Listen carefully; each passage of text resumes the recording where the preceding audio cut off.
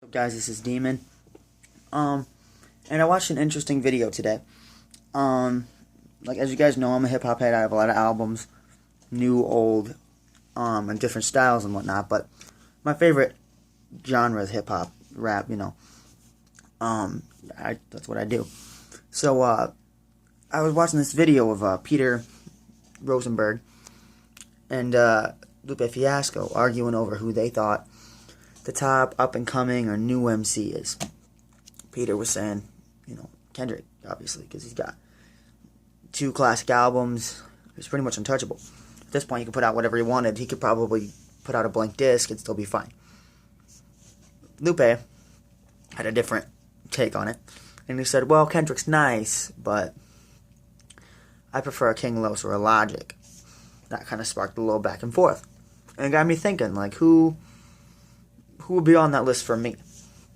Who do I feel kind of stands out among the new people? And it's interesting because the people that are kind of up and coming now are going to be the Eminems, the J's, of tomorrow. Once you have your name, once you're at an Eminem or a Jay-Z status, you're pretty much set. That you have longevity at that point. Well, these guys are just on the come up. They have projects out. Yes, they have a great following, but they're not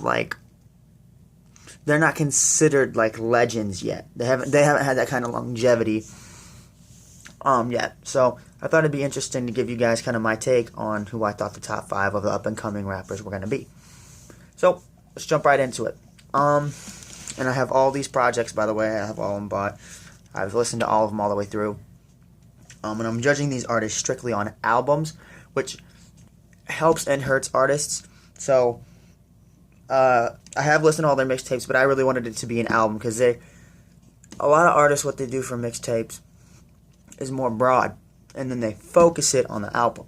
So I'm just basing them off of album critiques because, 1, I don't know where to buy their mixtapes, and 2, I bought their albums, listened to them all the way through so I could be unbiased, and it's good hip hop, so I wouldn't complain. Number 5 for me, he's really new, as in the public eye. He just kind of blew up after a few songs on his first record, which is the only one he has out, G-Eazy. His album was decent, but the reason I picked him to be number 5 was because he knows what he's doing. He sounds like he's very comfortable on a mic, even when he's in the booth freestyling or whatever, going to radio shows. He's really comfortable. He doesn't feel out of place. You can tell between an MC who is comfortable on a mic and who's not, and who's comfortable spitting live and who's not. G-Eazy really is. He seems like the dude that just can kick back and have some fun, and he can spit some stick bars while he's doing it. So These Things Happen, I thought was a really good album. It had a couple highlights, a couple songs that stuck out more than others. I like Remember You a lot. I Mean It a lot. These Things Happen was good as well. But there wasn't anything that really was oh my god, there wasn't anything that I felt was game changing. But it was a good enough album that I think it lands him on this list. He knows what he's doing. He knows how to he knows how to sound comfortable on a mic. He knows how to write a good song. But I think he's not the best, but he's good. So I put him at number 5 because he's not my favorite out of the new group of up and coming, but he's good enough to be in the conversation and stay in the conversation. Number 4, I put King Los because, again, like I said, just albums. God, Money, War, I think is the only album I've ever seen from him. But I've listened to it all the way through. I've listened to all his mixtapes, so I've heard his material. But I talked to my friend Dan about it too, and he's more of a King Los fan than I am personally. But if it was a freestyle battle, King Los would slaughter all these people. But for me, God, Money, War, I've listened to his mixtapes, and I feel like he had, I don't know, I don't want to say more passion, but kind of more drive on his mixtapes. He felt hungrier on his mixtapes than he did on this album. But I gave him number 4 because he's a good MC. He knows what he's doing on a microphone. It's just He writes good songs. He has great lyrics. But for me, he's more of a freestyle rapper. Like, I feel like the other people on this list can construct a song better than him. But if it was a freestyle, he'd win. I think that's fair. I'm being unbiased. He's way better than G-Eazy. And he's been around for a long time. But like I said, as far as I can see from what I've looked up on him, and Jane and I have talked about it, God Many More is the only album that I've seen that he's dropped. So he's got a load of potential. He's a great MC. He definitely 100% deserves to be in the talk about the top MCs, especially up and coming, when it comes to freestyling. But for me, for a full package of an album, he's a little left a little bit to be desired. Number 3, which this just changed because he almost got to number 1, but I have a couple other MCs that I like a little bit better. Logic. Logic is versatile. He knows what he's doing on the mic. He does crazy good ad-libs. His first album, a lot of people rated it kind of low. I thought Under Pressure was fantastic. I bumped that shit for like 3 straight months. And you really got to dissect his stuff. Like, he's not like a Future or sometimes even a Drake where it's like, it's the line and that's all it is. It's just the line. There's nothing, you can't look into it. With him, he's very good at showing you what he saw. Like, seeing through his eyes, through his perspective. That's why I gave him number 3 instead of like a number 4. For him and Los, it was close for me. But he's so good at telling a story that I felt like he deserved to be in the top 3 of the new MCs. The Incredible True Story, I've been bumping that. I literally went from Under Pressure to The Incredible True Story. I love that album. I think it's a classic. I do like the documentary that he did along with it, like inside the album. It's like a movie within the album, and the songs go really well with it. But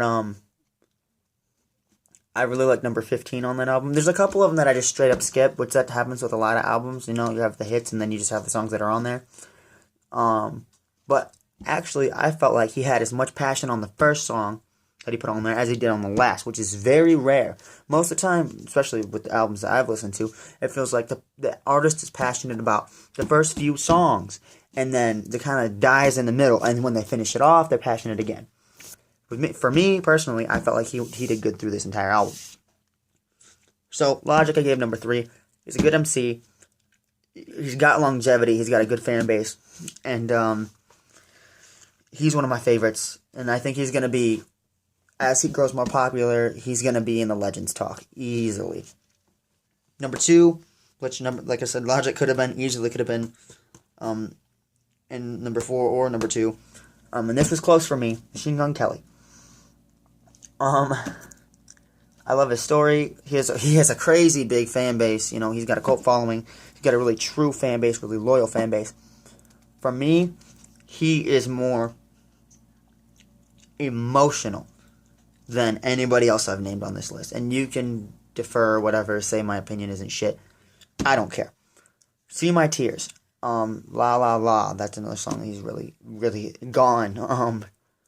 I like Every Day, but that's not the most, emotional. That's an album. Story of the Stairs is a really emotional one. Off his new record. He knows how to draw out emotions of himself, but also he's very good at making you feel something. Like with Logic, it seems like sometimes he tries to be emotional, but he spits a little too quick. Like sometimes you have to match the emotion with your speed. And Machine Gun Kelly and Logic can both spit fast. It just seems to me like if they were razor blades, Machine Gun Kelly would cut a little bit deeper and bleed a little bit deeper too. So, his first project kind of left a little bit to be desired. Like, Lace Up wasn't terrible, but even he himself said it's not the best work he could do. He hadn't put out a project in 3 years. He just dropped General Admission a little while ago. I've been listening to that in rotation too with the Logic albums. But he's grown a lot. It showed on the new album. He is in my top 5 for sure. The reason I rated him so high was because, like I said, I feel like he knows how to write an emotional song, but at the same time, he knows how to just make a straight-up banger, and he knows how to make songs that you can listen to in the car while you're driving, or you can listen to while you feel depressed as shit and don't know what to do with your life, when you feel broke as fuck and you don't know where you're going to go, you don't know what you're going to do.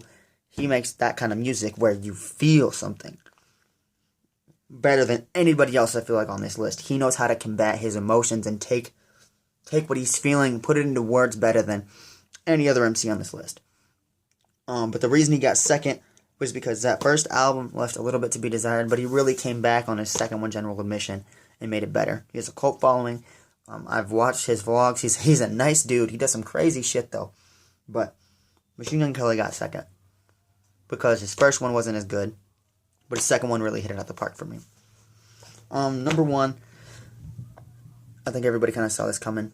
Kendrick Lamar. He's had 2 classic albums. Dre put him on. He is an MC's MC. He knows how to spit. He picks good instrumentals. He really knows how to act on a track. He's not scared to try something new. I mean, fuck, he's got Eminem and he's got Dre in the back of his pocket. They wouldn't sign a nobody. They wouldn't sign somebody that does not know what they're doing. He's from Compton. He's really good at his home roots, as is MGK. But he knows how to put together a package. He knows how to put together a full album. That's why I rated him at number 1. Some artists have an album and they fall off. Some artists have 2 complete albums and fall off. He made 2 complete stories. That, for me, is why he got number 1. He knows how to make a story. He knows how to spit. He changes up his flow. He knows how to make an actual hit. He knows how to make an emotional song. And he collabs very well with other artists. He's an industry favorite, but for me, he is my favorite out of the new MCs. He's been put on, like I said, he's been put on by legends. He's had 2 classic albums, Good Kid, Mad City, To Pimp a Butterfly, and he's always in my rotation. So, top 5 list of MCs: number 5, G-Eazy; 4, King Los; 3, Logic; 2, MGK; Kendrick Lamar is number 1. All of the albums that I've listed, you need to go by. They're all classics. These are my top 5 MCs. If you disagree, tell me who you like in the comments below. If you don't like my opinion, cool, tell me yours. I feel like all these artists have a long career ahead of them, and I really hope that they can keep moving forward with the direction of hip-hop, and if anybody's going to do it, it's the MCs on this list. Some of them I might have put on there a little premature. Some of them definitely deserve to be in that Legends Talk or in the best MCs right now. So, like I said, if you disagree, let me know. But to Peter Rosenberg and Lupe Fiasco, this is my top 5. If you disagree, let me know who you think is the best. Let me know what order you think they go in. Thank you guys for watching. This is just a rant. Thank you to all these terrific artists, and thank you for the music you make and help get people through the day. Keep doing what you do, and I hope the best for all of you. You inspire me every day. You inspire thousands, millions of artists, so keep it up, and thank you for contributing to hip-hop. For everybody watching this video, comment, rate, subscribe, share.